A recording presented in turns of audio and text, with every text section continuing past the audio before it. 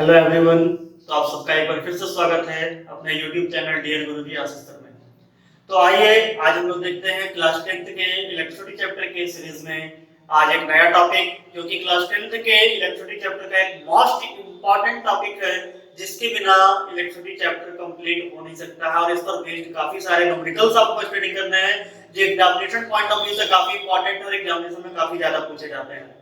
तो वो टॉपिक कौन सा है, तो आप देख सकते हैं हमारा आज का बहुत ही इंपॉर्टेंट टॉपिक वो है हमारा रेजिस्टेंस एंड रेसिस्टिविटी। आज के टॉपिक हम लोग ये स्टडी करेंगे कि रेजिस्टेंस क्या है, कौन कौन से फैक्टर्स है जिस पर रेजिस्टेंस किसी भी कंडक्टर का डिपेंड करता है, what are the factors on which resistance of a conductor depends, and what is resistivity.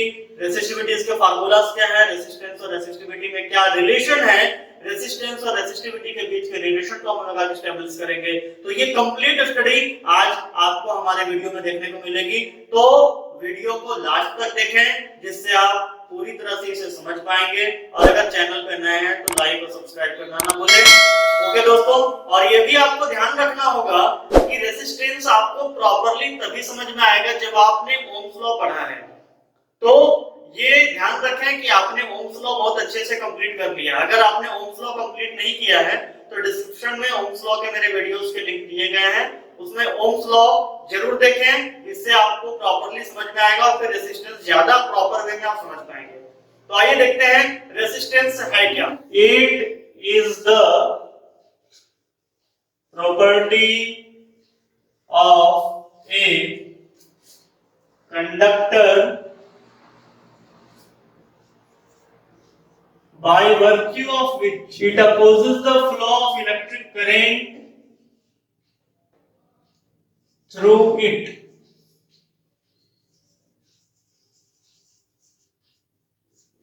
ये किसी भी कंडक्टर की एक ऐसी प्रॉपर्टी है जिसके कारण ये अपने में से इलेक्ट्रिक करंट के फ्लो होने से अपोज करता है। Okay, it is denoted by R, इसे हम लोग R से डिनोट करते हैं। It is denoted by R। अब यहाँ पर हम लोग देखेंगे ओम्स लॉ से R इक्वल टू फार्मूला क्या है, तो from Ohm's law V equal to IR, then R equal to can be written as V upon I, R equal to V upon I, ये हम लोग रिप्रेजेंट कर सकते हैं। ओके, इट्स ऐसा यूनिट इज, इसका ऐसा यूनिट जो है ओम है। क्या है, ओम, जिसे ओमेगा के साइन से रिप्रेजेंट करते हैं। ओमेगा एक ग्रीक लेटर है, ठीक है। ये ओमेगा जो आप देख रहे हैं, ये ओमेगा एक ग्रीक लेटर है और इस ग्रीक लेटर से हम लोग ओम को रिप्रेजेंट करते हैं, जो कि रेजिस्टेंस का ऐसा यूनिट है। It is a scalar quantity, ये एक स्केलर क्वांटिटी है, ये एक स्केलर क्वांटिटी है, दैट मींस इसमें डायरेक्शन मैटर नहीं करता है। ओके, तो आई थिंक रेजिस्टेंस आपको समझ में आ रहा होगा कि क्या है, क्लियर। अब हम लोग आगे आते हैं कि रेजिस्टेंस किस किस फैक्टर्स पर डिपेंड करता है। Factors on which resistance of a conductor depends। किसी भी कंडक्टर का रेजिस्टेंस किस किस फैक्टर पर डिपेंड करता है। Number 1, length of the wire, length of the conductor और वायर। किसी भी कंडक्टर का लेंथ क्या है, ओके, कंडक्टर के लेंथ का ये डायरेक्टली प्रोपोर्शनल है। That means the resistance of any conductor is directly proportional to the length of the conductor. ये लेंथ का डायरेक्टली प्रोपोर्शनल है। डायरेक्टली प्रोपोर्शनल का मतलब आप सभी समझ पा रहे हैं। डायरेक्टली प्रोपोर्शनल का मतलब है अगर हम लेंथ इंक्रीज करेंगे तो रेजिस्टेंस ऑटोमेटिकली इंक्रीज करता चला जाएगा। अगर लेंथ हम डिक्रीज करेंगे तो रेजिस्टेंस ऑब्वियसली डिक्रीज करता चला जाएगा। दैट मींस लेंथ का डायरेक्टली प्रोपोर्शनल है रेजिस्टेंस। लेंथ को अगर हम डबल कर दिए, if length is doubled, that is if length is doubled, अगर लेंथ को हम डबल कर दिए तो रेजिस्टेंस में क्या इफेक्ट पड़ेगा, resistance also get doubled, resistance also get doubled. Resistance में क्या हो जाएगा, ये भी डबल हो जाएगा।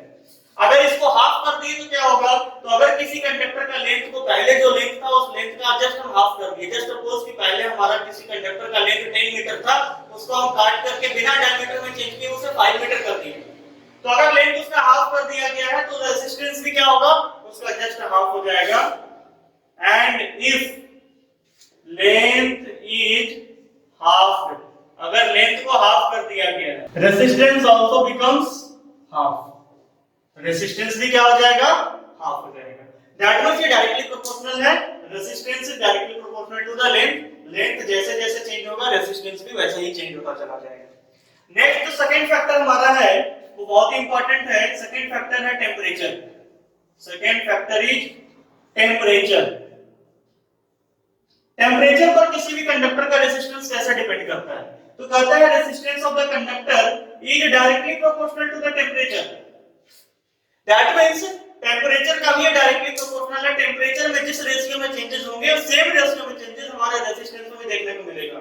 अगर किसी भी कंडक्टर का रेजिस्टेंस हम डबल कर देते हैं, दैट मींस उस कंडक्टर में करंट के फ्लो होने के कारण टेंपरेचर डबल हो जाएगा। या इसको रिवर्स में भी कह सकते हैं कि अगर किसी कंडक्टर में करंट फ्लो हो रहा है, उस कंडक्टर में अगर टेंपरेचर जो भी मेंटेन है उसका टेंपरेचर जस्ट डबल कर दिया जाए, ट्रिपल कर दिया जाए, तो इन द सेम रेशियो हमारा जो कंडक्टर का रेजिस्टेंस है, अगर हमने टेंपरेचर डबल किया है तो रेजिस्टेंस भी डबल हो जाएगा।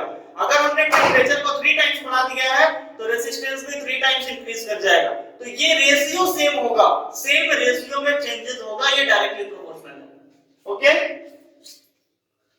थर्ड जो फैक्टर है वो बहुत इंपॉर्टेंट है, वो एक फैक्टर है हमारा एरिया ऑफ क्रॉस सेक्शन।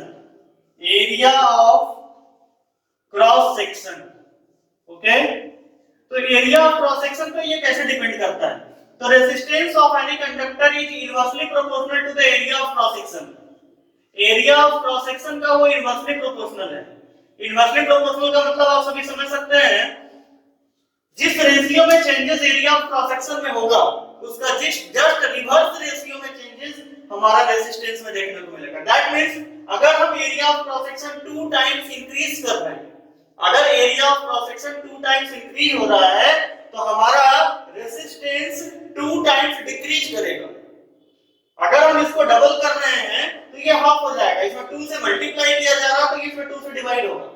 अगर इसे 5 टाइम्स इंक्रीज किया जा रहा है, 5 से मल्टीप्लाई किया जा रहा है एरिया ऑफ क्रॉस सेक्शन को, तो हमारा रेजिस्टेंस जो है वो 5 टाइम्स डिक्रीज करेगा, दैट मींस 5 से डिवाइड हो जाएगा।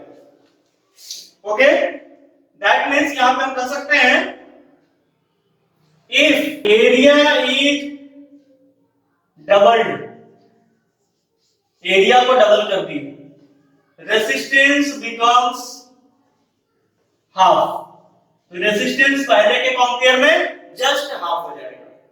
क्लियर? इसके बाद हम लोग आते हैं नेक्स्ट, हमारा जो फैक्टर है जिस पर ये डिपेंड कर रहा है वो है हमारा nature of material. Nature of material पे आने से पहले एक कंफ्यूजन अक्सर यहाँ पे स्टूडेंट्स को रहता है कि एरिया ऑफ क्रॉस सेक्शन का एक्चुअल मतलब क्या है, एरिया ऑफ क्रॉस सेक्शन क्या है। तो आप ये देख पा रहे हैं ये मार्कर मेरे हाथ में है, ठीक है।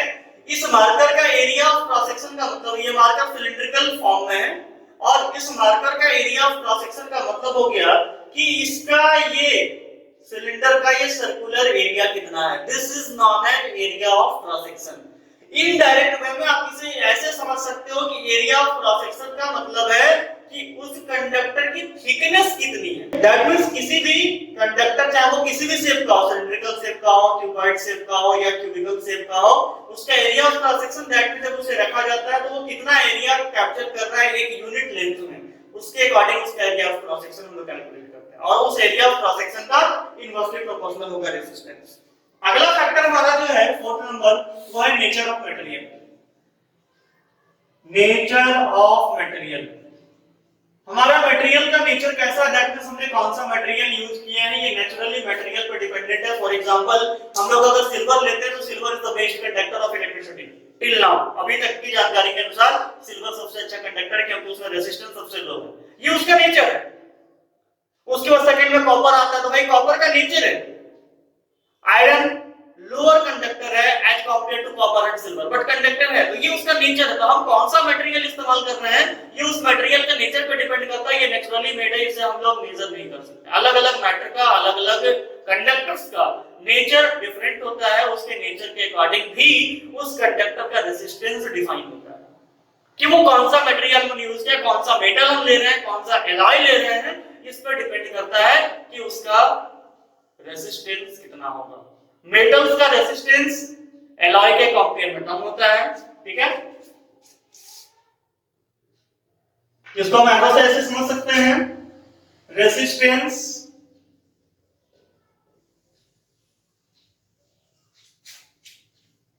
Of metals are less than the resistance of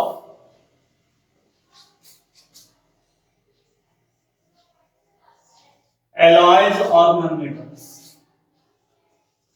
alloy और non-metals के कंपेयर में हमारा जो मेटल्स है उसका रेसिस्टेंस लो होता है। दैट मींस उसको आप ऐसे हम मैथमेटिकल फॉर्म में लिख सकते हैं, मेटल्स से ज्यादा होता है एलॉय और इससे ज्यादा होता है हमारा नॉन मेटल्स। कुछ एक्सेप्शनल केसेस है जिसकी चर्चा मैंने पहले कर दी है। हमारा ग्रेफाइट एक ऐसा नॉन मेटल है, ग्रेफाइट एक ऐसा नॉन मेटल है जो एक गुड कंडक्टर है, वो एक्सेप्शनल केस है। एक्सेप्शनल केसेस को हम यहां पे छोड़ के चलेंगे। तो ये बेसिकली चार फैक्टर्स है दोस्तों जिस पे हमारा किसी भी कंडक्टर का रेजिस्टेंस डिपेंड करता है। अब रेजिस्टेंस के बाद जो अगली क्वांटिटी है जो बहुत ज्यादा मैटर करती है वो है रेसिस्टिविटी। लेकिन रेसिस्टिविटी में आने से पहले एक question, what do you mean by 1 ohm resistance. हम लोग अभी रेसिस्टिविटी देखेंगे बट पहले 1 ओम रेसिस्टेंस। 1 ओम रेसिस्टेंस क्या है? तो किसी भी फिजिकल क्वांटिटी में अगर यूनिट कैलकुलेट करना है, 1 कैलकुलेट करना है, तो उसका सिंपल सा मेथड है उसके फार्मूला को लिखा है। तो फार्मूला हमारा क्या है? Resistance is equal to V upon I है। अब ये R का वैल्यू 1 करने के लिए हमको दोनों यूनिट लेना पड़ेगा। That means 1 volt potential difference में अगर 1 एंपियर का करंट फ्लो करता है तो उस समय वहां जो रेजिस्टेंस क्रिएट होगा उसे हम कहेंगे 1 ओम रेजिस्टेंस। क्या होगा? When 1 ampere current flows through a conductor having potential difference 1 volt, when 1 ampere current flows through a conductor having potential difference 1 volt, then the resistance of the wire is known as 1 ohm resistance। ये हमारा resistance 1 ohm resistance होगा। Clear? 1 ohm resistance क्या है? I think आप लोगों को बातें समझ में आ गई होगी बहुत ही सिंपल वे में। अब इसके बाद हम लोग देखते हैं कि रेसिस्टिविटी क्या है और रेसिस्टिविटी और रेजिस्टेंस में क्या रिलेशन है। तो रेसिस्टिविटी कहता है कि किसी भी कंडक्टर के द्वारा ऑफर किया गया resistance. Resistivity is the resistance offered by any conductor per unit volume.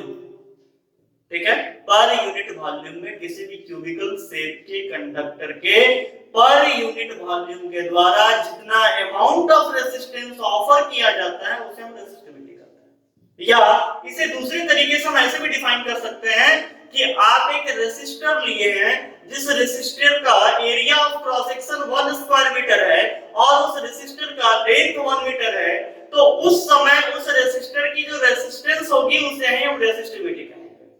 फिर से मैं रिपीट कर रहा हूं, the resistance offered by a conductor of length 1 metre having area of cross section 1 square meter is known as its resistivity।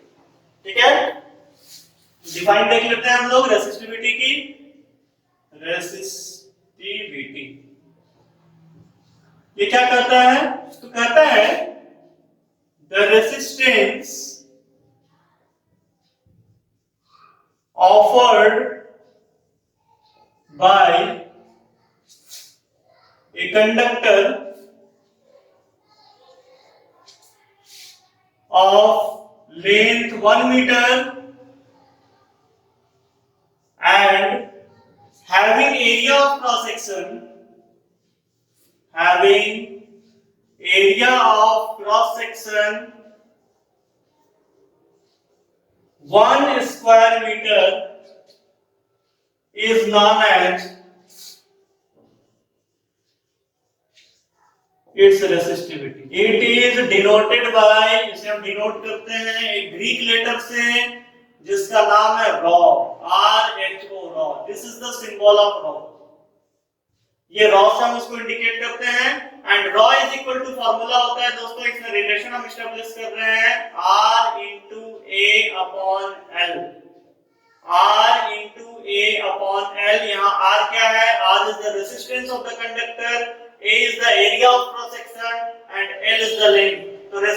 Unit ohm, area का unit metre square. देखिए हम लोग यहाँ रेसिस्टिविटी का यूनिट कैलकुलेट करेंगे, तो रेसिस्टेंस का unit ohm, area का unit square metre and length का यूनिट मीटर। ये metre cancelled, that means unit हमारा क्या आ गया, ओम मीटर। तो हम लोग लिख सकते हैं एसआई यूनिट ऑफ रेसिस्टिविटी।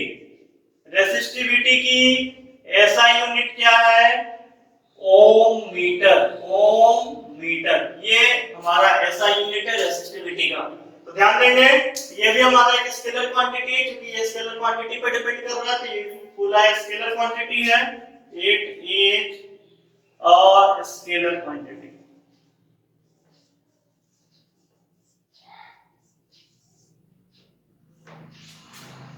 तो ये हमारा है रेजिस्टेंस एंड रेसिस्टिविटी, और रेसिस्टिविटी और रेजिस्टेंस के बीच में रिलेशन, और इस पर बेस्ड काफी सारे न्यूमेरिकल्स हैं। मैं नेक्स्ट वीडियो में आप लोगों को इस पर बेस्ड न्यूमेरिकल्स और कॉम्बिनेशन ऑफ रेजिस्टेंस की चर्चा करूंगा। तो हमारा नेक्स्ट वीडियो देखना ना भूलें, जिसमें सीरीज कॉम्बिनेशन, पैरेलल कॉम्बिनेशन की कंप्लीट डिस्क्रिप्शन विद न्यूमेरिकल आपको रिप्रेजेंट की जाएगी।